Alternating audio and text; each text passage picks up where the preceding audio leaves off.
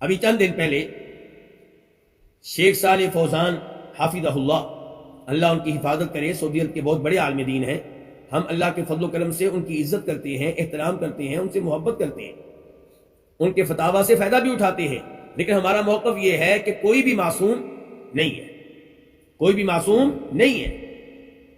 ہم تو امام مالک، امام شافعی، امام احمد کو معصوم نہیں سمجھتے، شیخ صالح فوزان کو معصوم کیسے مان لیں؟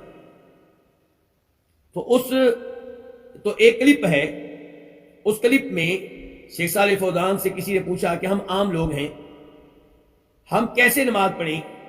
یہاں پہ کئی طریقے نماز پڑھنے کی، کوئی شافعی طریقہ ہے، کوئی مالکی طریقہ ہے، کوئی حنفی طریقہ ہے، تو ہم کیا کریں؟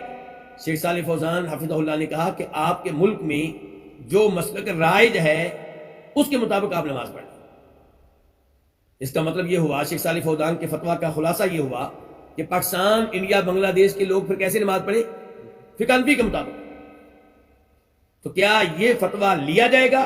بالکل نہیں لیا جائے گا۔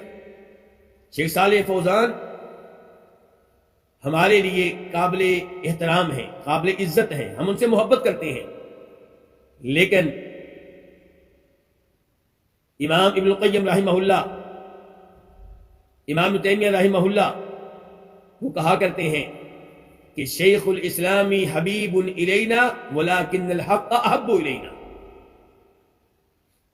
شیخ الاسلام سے مراد یہاں پہ امام ابن تیمیہ نہیں ہے، بلکہ ابو اسماعیل الحربی ہیں۔ تو کہہ رہے ہیں کہ یہاں پہ حق جو ہے وہ کچھ اور ہے، اور شیخ الاسلام ابو اسماعیل الحربی کا قول کچھ اور ہے۔ ہم ان سے محبت کرتے ہیں ابو اسماعیل سے، لیکن ان کا قول یہاں پہ نہیں لیں گے، ہم حق بات کو لیں گے۔ تو یہی صورتحال ہے شیخ صالح فوزان کے فتویٰ کی، یہ فتویٰ نہیں لیا جائے گا۔ نبی علیہ الصلوۃ والسلام نے تو اپنے صحابی کی نماز کو ریجیکٹ کر دیا تھا۔ جب صحابی کی نماز ریجیکٹ ہو سکتی ہے تو کسی امام کی نماز ریجیکٹ کیوں نہیں ہو سکتی؟ کسی عالم دین کی نماز ریجیکٹ کیوں نہیں ہو سکتی؟ اللہ کے رسول السلام نے کیا کہا تھا؟ صلو کما رأیتمونی، نماز ویسے پڑھو جیسے تم نے مجھے نماز پڑھتے ہوئے دیکھا ہے۔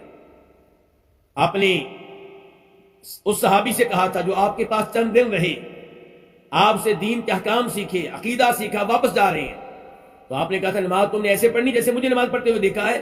آپ نے ان سے کیوں نہ یہ کہا کہ نماز ویسے پڑھنا جیسے مجھے دیکھا ہے، یا جیسے میرے ابو بکر پڑھتے ہیں، یا میرے عمر پڑھتے ہیں، یا میرے عثمان پڑھتے ہیں، میرے علی پڑھتے ہیں، یا کسی بھی صحابی کی طرح پڑھ لینا۔ تو نماز میں درست طریقے کا انتخاب کیا جائے گا۔ یہ موقف ٹھیک نہیں ہے کہ جو آپ کا مذہب رائج ہے اس کے مطابق آپ عمل کریں۔